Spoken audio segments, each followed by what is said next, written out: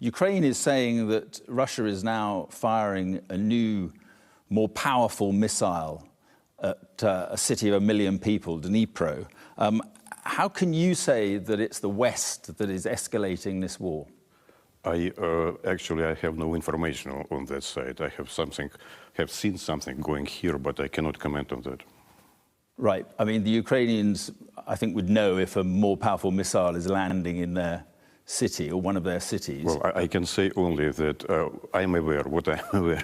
I cannot read every minute everything.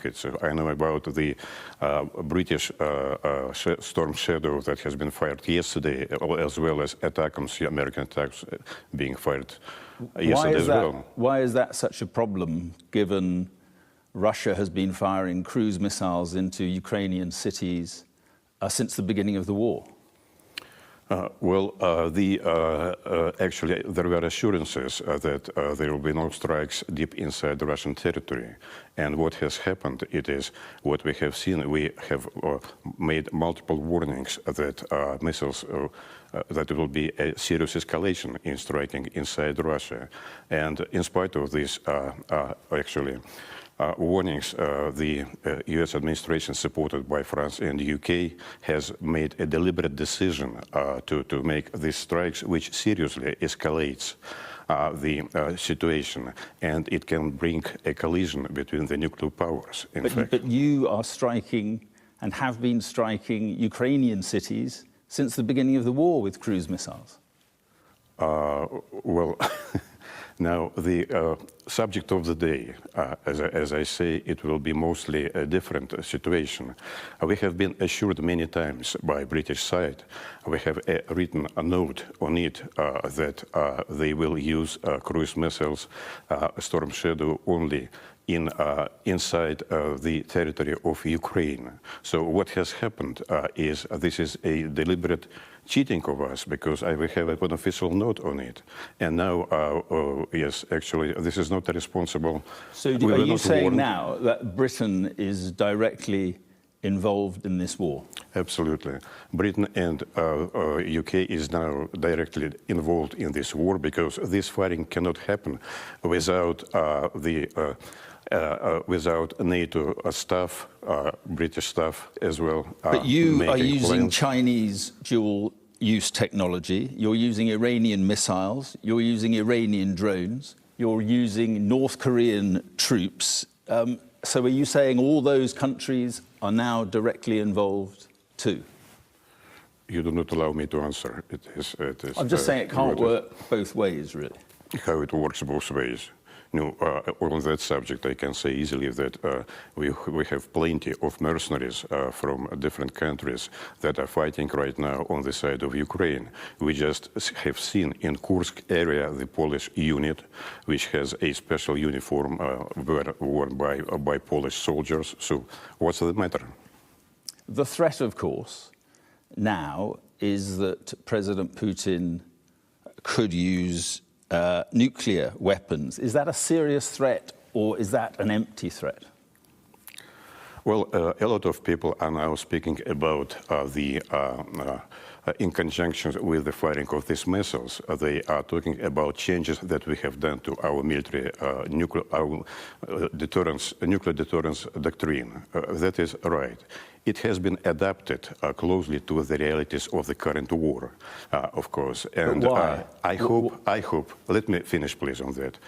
I hope that it will be carefully considered by the Western experts in order to understand what are the risks of escalations, not to underestimate them, because it is dangerous. And another thing what I would like to say in this connection is also important, that the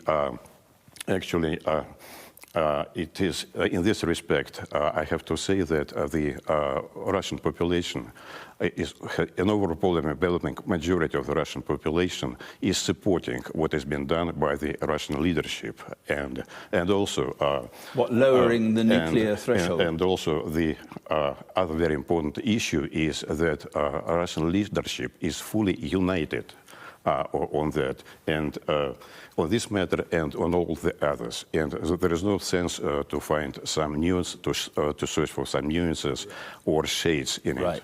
So Russia is lowering the threshold for nuclear strikes, saying it could be in response to a conventional attack. Now, therefore, that is a threat. That is an implicit threat to use nuclear weapons. Is that a grown-up thing to do? Is that a responsible thing to do? I wouldn't say that it is per se what you are doing about the use of the nuclear weapon. The current situation will be carefully assessed by Security Council, and the President will take a decision. But I will say that, of course, it will be a response tangible and adequate after assessment of the threats to the security of the Russian Federation. You seem to be saying that there is a possibility that there could be some sort of nuclear strike.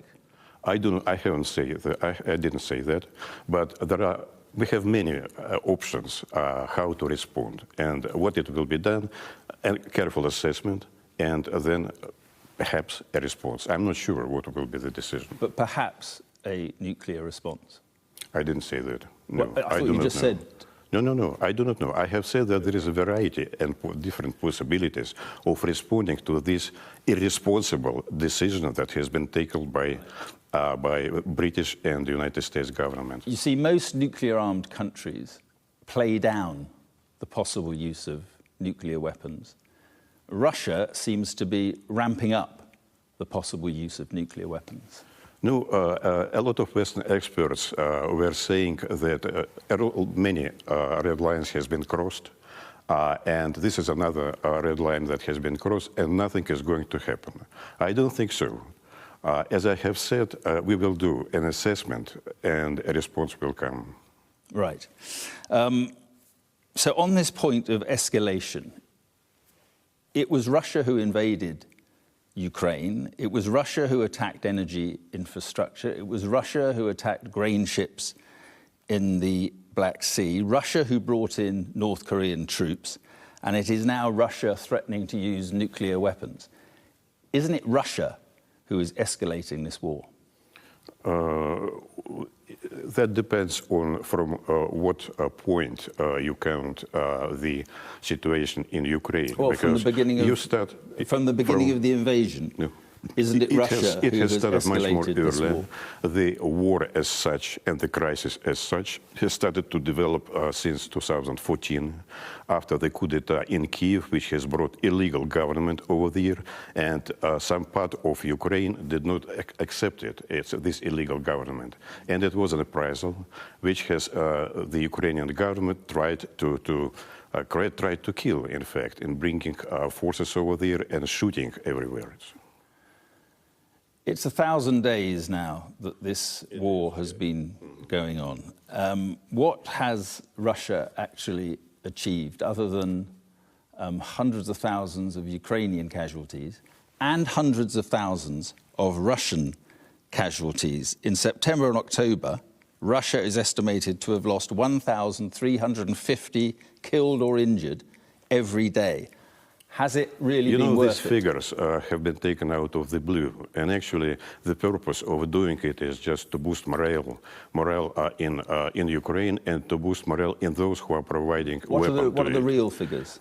No, from your point of view, the real figures are known only in the general stuff, and there is no any speculation does not add anything to that. But if you're not losing, as about Ukraine, you have asked me. Well, if you're not losing considerable numbers of soldiers, why do you have to bring in North Korean troops?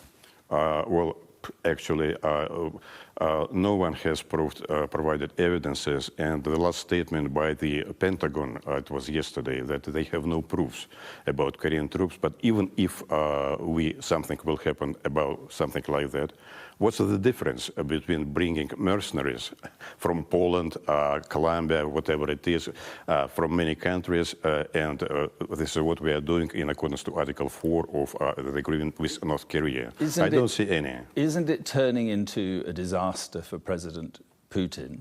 He is wanted in a war crimes court, but he's not wanted at the G20 Global Summit. He's a pariah. He is, as Keir Starmer says, the author of his own exile. This is funny what you are saying, because just looks what has happened in Kazan this month, just in the recent weeks. There was more than two-thirds of the world leaders over there, and well, G20, it is one of the forums. Of course, it is important, so it depends on the decision of the president whether to go or not over there. But we did have all major leaders in Kazan. Why didn't he go? Was it because he feared he'd be arrested? I don't think so. That depends. That depends on the significance of the importance of it. Things were important in Kazan because we have seen many world leaders over there. Things which are going in G20, they are also important, but probably they are of the lower importance because of different reasons. I mean, he's the only Russian leader to have part of his own territory occupied by foreign forces since the Second World War. I didn't get the question. He's the only Russian leader to have part of Russian territory occupied by foreign forces. Ukrainian forces are inside Russian territory since the Second World War. You speak about Kursk, Kursk area. Well, there are different views on that. One of the view that it was a big mistake, probably, by Zelensky and his company to bring his elite forces to Kursk territory. But his troops are still there. It is now half already. Half has been liberated. Others are kept over there, and they cannot defend the territory in Donbass. So he is losing soldiers just in vain. Can we talk about how this war ends? Of course. Does President Putin think he can win the war, militarily win the war? I think that we are on the winning side, and quickly, because the Eastern Front is now close to collapse. We are advancing from at least 7 or more directions inside, liberating these areas. Resistance is slower and slower.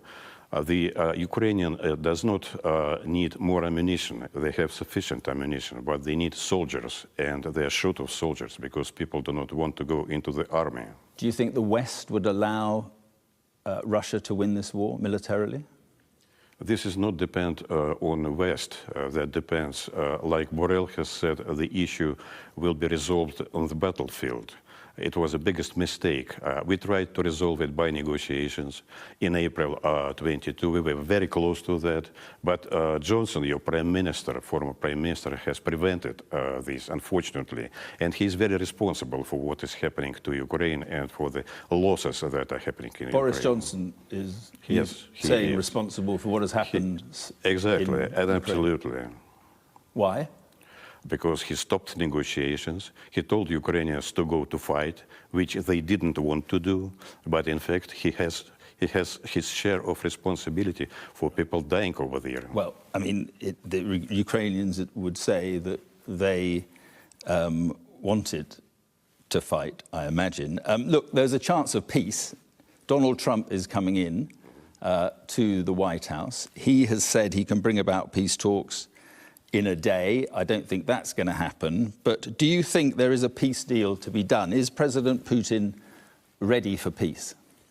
President Putin has said many times that we can start negotiations tomorrow if Ukraine will withdraw from regions adjacent to Russia, and it can be done. But what we hear from the other side is Boris Pistorius, defense minister of Germany, has said it is not time for peace. President Zelensky is telling every day that he is not prepared for peace. On what terms would Russia accept peace? Under the current terms, the current territory that you have? They have been carefully. You are occupying that territory? No, not only. Territorial realities should be, of course, recognized.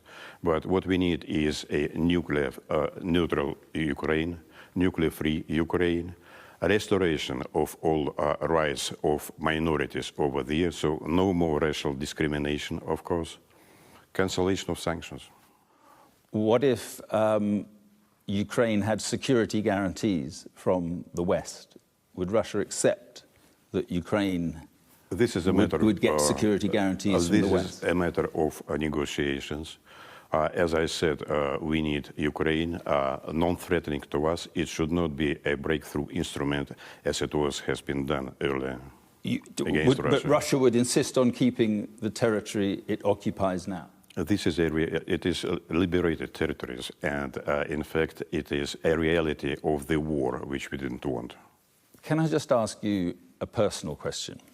If President Putin did use nuclear weapons of any sort without Russia itself first coming under nuclear attack, would that cross a red line for you personally? Would you be able to carry on working for a leader who deployed nuclear weapons? You, earlier in our interviews, you also tried to ask me personal questions, but I'm an official figure here. And, well, I have no response to a very hypothetical situation. Ambassador, thank you very much.